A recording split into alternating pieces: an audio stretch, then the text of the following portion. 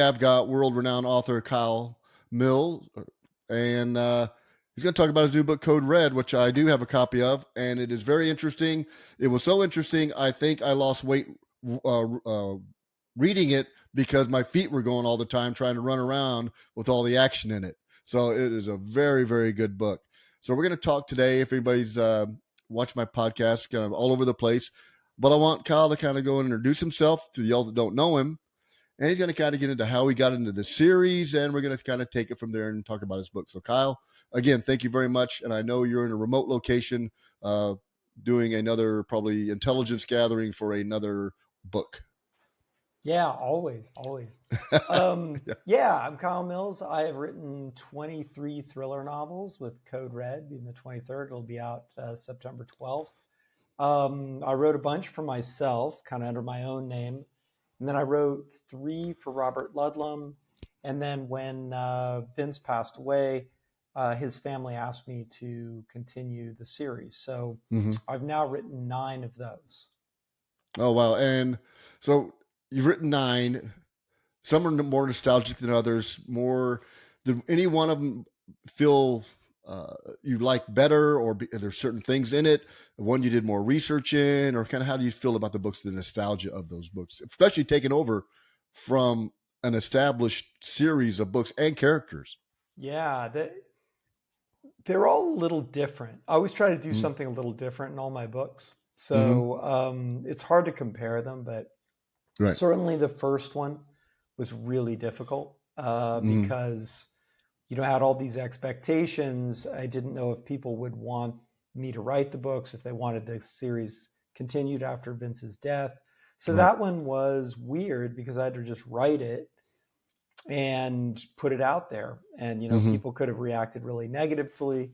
They could have reacted positively. I had no idea what they were going to do. And, the reaction was really positive. So, I continued on with it. But, I think I have things I like about some of the, a lot of the different ones, but I feel like nobody's ever read the same book, so exactly. Some of the ones I like, other people don't like. Some of the ones that I thought were weaker that people love. So it's kind of a strange thing. Yeah, I saw who reads. Well, after 8 books, evidently people like them.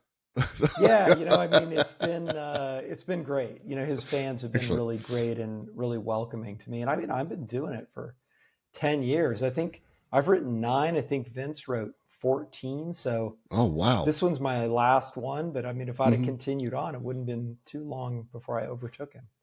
Wow, that's amazing. I've written 2 books, and I've started writing about a year and a half ago. Wow. And I'm writing my 3rd now. And I do a lot I love doing the research. Pardon me? You're a lot faster than I am. Well, I'm a late bloomer. I'm a lot older. So I got to get as much out as I can. But I like doing the research. You like doing the research of them? I like looking up things. I like thinking up maybe technology that isn't right here yet, but if I did the job, this is how I'd want to kind of do it or whatever. Yeah, I love doing that stuff. And a lot of times it really helps you write the book because you can't think, well, how would this happen? And then you start researching it and you figure out, well, this is really how it would happen. So exactly. Or, same thing with settings. I love to go to places I write about so that I don't have to guess, what it smells Yours like. Yours are very, very detailed. The settings and the way that you portray them in the books is amazing. I'm like, dang, I need to go outside and just look at this and write what I'm seeing right now to maybe, kind of jar, but it does. It's really very cool. Yeah, it's good. This was a hard one too, because I blew an opportunity back in 2010. My wife and I were supposed to go drive around Syria for a couple of weeks. And oh, wow. I got really busy. And so we said, well, we're just going to postpone it a couple of years because, why not? Syria is the most stable country in the Middle East. What could possibly happen? What could happen? A year later, civil war. So, good lesson. Don't wait. Don't procrastinate. No, carpe diem, right? Seize the day and go do what you got to do. Absolutely. But it's interesting. I had to write this book about a place that I had not been. And it was very interesting. And you talk about a drug in there that I had to look up. Which when I read, I don't mind looking up things because it helps me learn and figure things out. But that it is wicked. I mean, and now it's in the Yeah. news. Yeah, it was just in the news, right? Yeah, it's Yeah. crazy. So yeah, I mean, I was really interested. I'm really interested in asymmetrical warfare, and Russia's being pretty effective at using Mm-hmm. it. So I wanted to think up a weapon they could use they hadn't used before. And with all the narcotics and all the problems, the drug problems they have in the West now, Right. I thought they could engineer a really destructive drug. I mean, fentanyl's Oh yeah. destructive enough just on by accident on its Yeah. own, but if you really engineered something to be destructive, it would be a super interesting weapon to deploy. Now you talk about Russia, their asymmetrical warfare that they do, and I was in the army. I used to guard the east-west German border, so that was part of my responsibility as a Cav Scout back in the Cold War days, back in the late '70s and '80s, early '80s, mid '80s. So it's interesting that they are fighting like they're fighting conventional, but the Ukrainians are fighting almost an unconventional warfare when it comes to some of the guerrilla tactics that they're using. I mean, as far as running a convoy down a road. I mean, and not even keeping distance. So their Right. army is different than what we thought it would be. Yeah, it's interesting. I wrote a book about this. I wrote a book about an invasion of Ukraine, a Mitrap book, a few years before it Oh happened. wow, And it yeah, was really interesting. I did a lot of research on the Russian mm-hmm. military and honestly came to the conclusion that it wasn't all that good. And I had the Ukrainians doing, and they also invaded the Baltics, and them doing Mm-hmm. pretty well against them. That the Russians were not as well equipped and well organized and well motivated as everybody thought they were, and that Yep. seems to have played out. Yeah, I think one of the things they did that we knew is the Soviet Union encompassed many different countries and Caucasus, and they all spoke different languages, and they were so worried about crews getting together and formulating a plan or treason and everything that almost everybody in the vehicle spoke a different language other than Russian. So Yeah, they weren't able to communicate effectively either as a crew or as a platoon if they lost that Russian speaker, right? Native Russian speaker. Um, I mean, just so now that you see how they're fighting, you're going. I mean, I knew privates that had better tactics than what they're doing. I mean, surely you come up with something. well, and they're all really the army, based on my research, also was extraordinarily corrupt. So all the Yes, they got commanders nice would get a uniforms. bunch of equipment, they just sell it Yeah. and Yep. put it in their bank account in Switzerland or something. So it really is.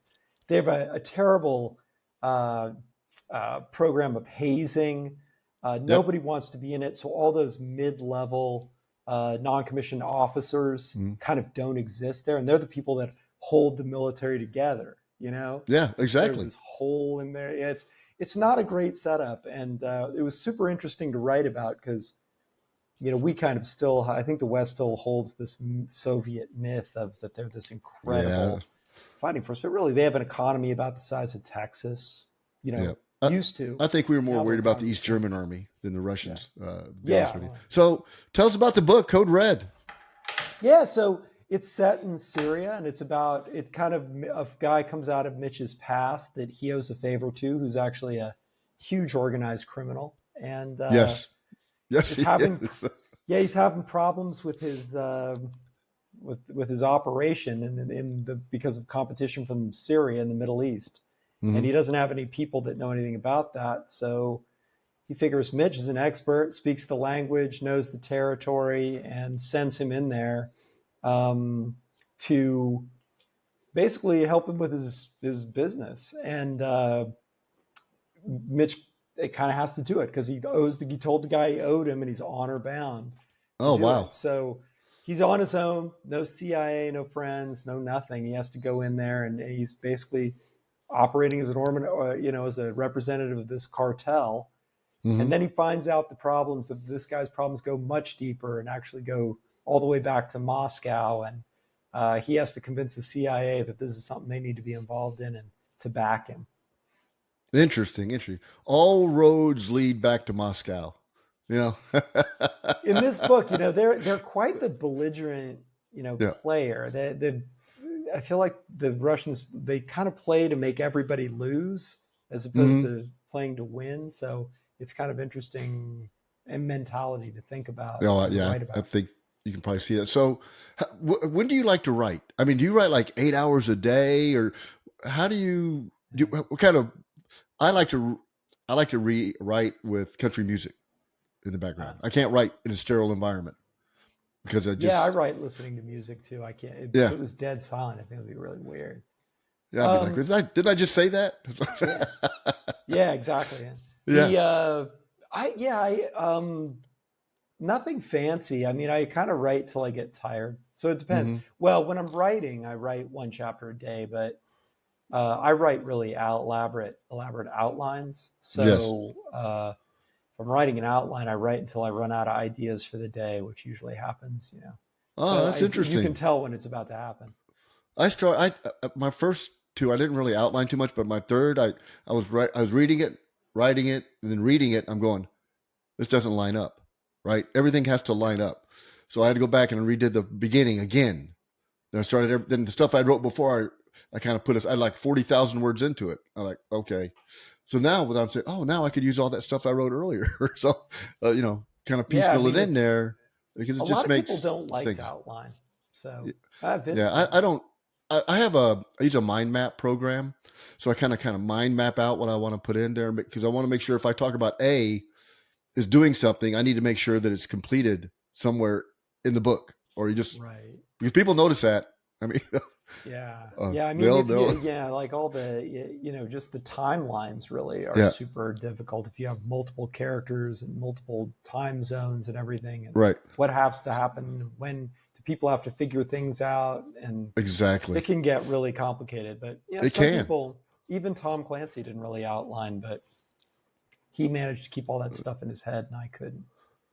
Well, if I put all that in there, I got to forget something. So I'm like the Seinfeld episode, what's that? So, Yeah. so I don't want to do that. So you're writing are you currently writing another book on your own, Yeah. in your own name and everything? So you're Yeah. going to get Yeah. back I'm to working doing on that? a I had a character long ago I had written Mm, about and named Fade, and I'd always wanted to revisit him. So he was mm-hmm. just a really weird and interesting character. He's a former Navy SEAL, but he's kind of nuts, and he was pretty much suicidal in this book. In the end, he gets shot, Oh, wow. which is what he wanted to happen the whole time, but nobody seems to be able to get him.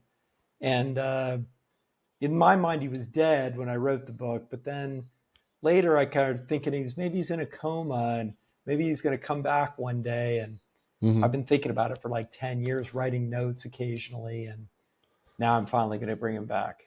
Oh, resurrected. That'll Yeah, be yeah. nice. He's going to come out of his coma finally. And his story didn't feel finished. And readers freaked out when I killed him at the end. And Oh, like, oh, no. I wanted to read a bunch more about books about this guy. I'm like, oh, sorry, he's dead.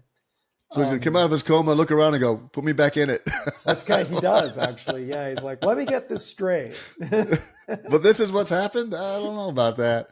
So if you didn't write thrillers, or the genre that you're writing, what would you like? What would you write about, or would you do something else? If you like, I don't know. I might write nonfiction.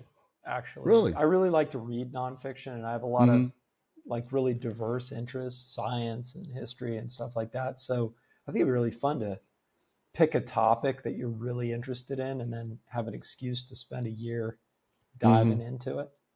I last couple years, maybe 3 or 4 years, I really started to get into World War One because I find it fascinating that almost 90% of what's going on in the world is a result of World War One in some form of fashion, right? Whether it's the Middle East or Europe and things like that. So I'm really kind of interested in that. Would I want to find an obscure battle that happened and write about it, like in the Swiss Alps, Mhm.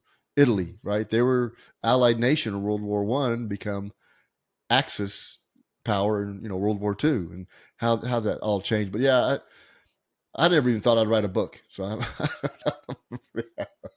That'd be super interesting. I mean, it's such a like World War One and both the World Yeah. Wars are just so unbelievably grand in Mm-hmm. what was going on. I was a couple of years ago. I went to Normandy, and like it's just Oh, that's hard to amazing. imagine the scale of Right. something like that. Yeah, we're going to Europe. My wife's German, so we're going back to Germany next summer for my 65th birthday, and we're going to Italy. And I said, well, maybe we'll just drive to Normandy out of Frankfurt. You know, Europe's not that big, Yeah. and then kind of go back around because I find it fascinating.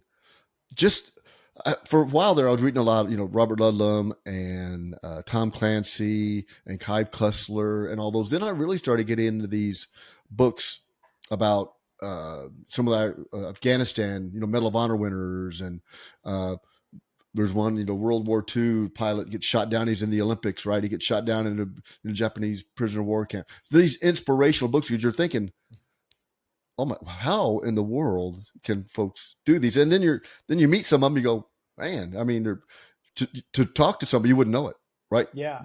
They're not like, oh, order my medals and stuff. But it's interesting. And here in Arlington, Texas, they have the Medal of Honor Museum. Hmm. It's just open, I think, about a year and a half ago, 2 years. And I told my wife, we're going to have to go check that out because Audie Murphy's hometown, just right down the street, so it's interesting what you do. So you're a history, are you considered like a history buff, or you just like to learn things? I just like to learn things. I think, I don't know if I'd call myself a history buff, but it plays into a lot of my books. So I get an excuse to sit around and dig into it and think about that. I mean, my background's in economics. So, Okay. I mean, it's kind of a similar thing in the sense of you're trying to figure out if this, and this happens, what will be the result of that? Mm-hmm. And Yes. what motivates people to do the things they do and stuff. So I think I take that into my writing quite a bit of like, if, I'll set up a scenario and then think about realistically what would happen if this scenario occurred. I wrote a book about a big power outage, that they took out the power grid in the United States, and it was very much that, okay, like this happens, what happens? I mean, how long does it take for your water to go out? How long does it take for this to happen? And That's a what good would question. then occur? What would people do? Yeah. So I think that's one of the fun things about writing a novel. Yeah. When I found out, it may happen to you. So when I do research on something, like if I go to a party, I start talking about it, people don't talk to me anymore. They're like, oh, Travis has learned something new. Oh boy, here we go. Let's. I think that's great, though. I mean, I think I a know. lot of people never, once they get to our age, they never learn anything new, and I think that's. Oh, I love to learn. I was interviewing a author the other day, and he was a runner up for the Pulitzer Prize for journalism, and we're talking. He's in late '70s, early '80s in Italy, and we start talking. And I said, "Were you there when the Achille Laurel was taken over?" He goes, "No, but funny story is I was one of the first journalists on the Achille Laurel after that, right?" And I go, "Well, here's this. I had a buddy in the Army that's dad was on the Achille Laurel, worked for Aramco Oil, way up on the highest ranking American, Aramco Oil, was on the Achille Laurel on the stop before it was hijacked, and he was told to get off the ship." Interesting. Now that is there's a good start to a novel. I know. What if he didn't get off? Yeah. I mean, that's the counter history, I guess it was, or whatever it's called. But that is interesting. So you're researching for where you're at. That's research for another book. Your next book, I take it, or I a live book. here. Oh, you live? Oh, you live there? Live in Spain? Yeah. Oh, wow, that's amazing. Si habla poquito español. Oh yeah. All right. That's well, it. because you live in Texas, right? I know. So you got to.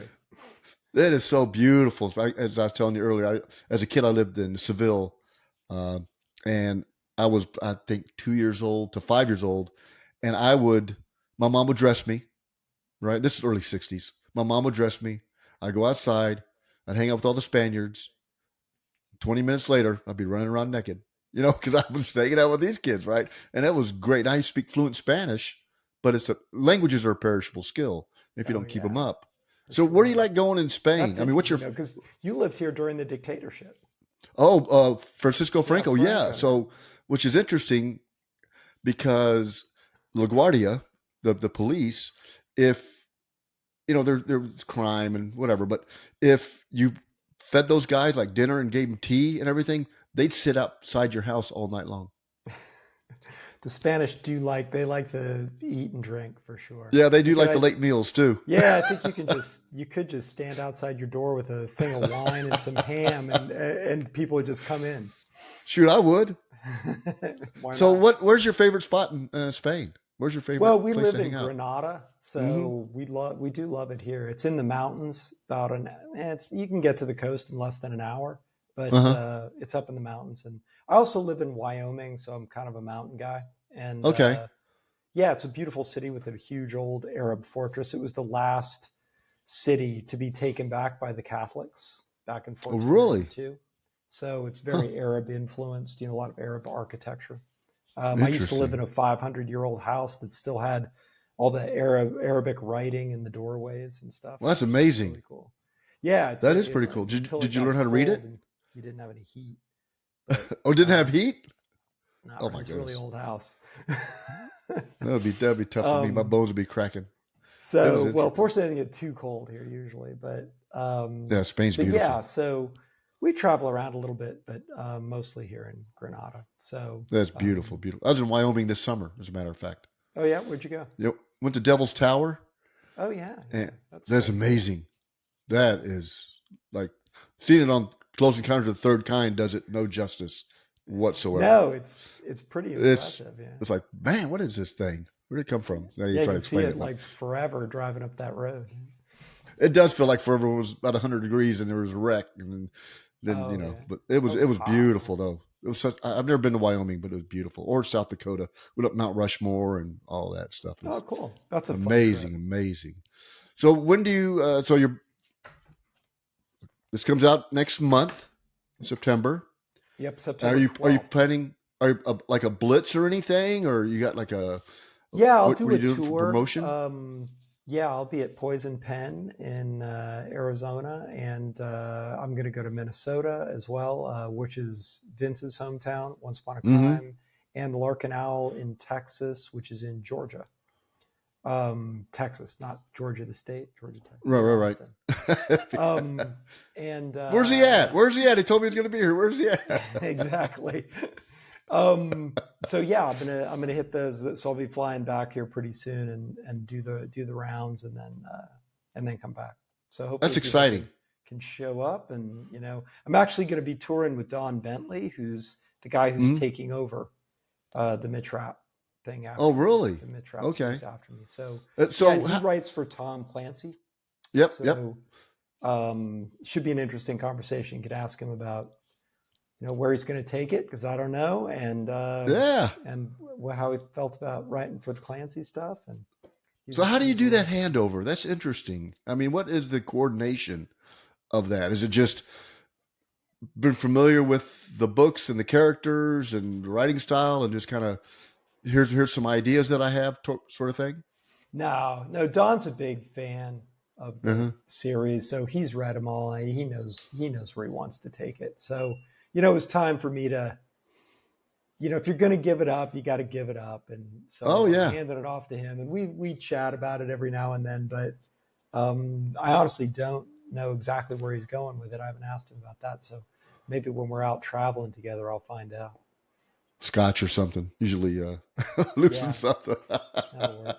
That'll work. That is amazing. That is interesting. Well, I tell you, Kyle, it was great meeting you. And this is, folks, I don't review books, but this is a very good book to read. And from, I don't know, page 2, maybe 1, 2, 3, it is a lot of action in here. And it'll take you'll think that you're on the side of a mountain in Afghanistan or somewhere else, or Syria. So it's a very, very good book. And I wish you the best on it. I wish you the best on the next series of books that you'll be writing under your own name. Thank you. And safe travels. And we're looking forward to seeing what's next in your repertoire. Well, thanks for having me. Yes, sir. Thank you.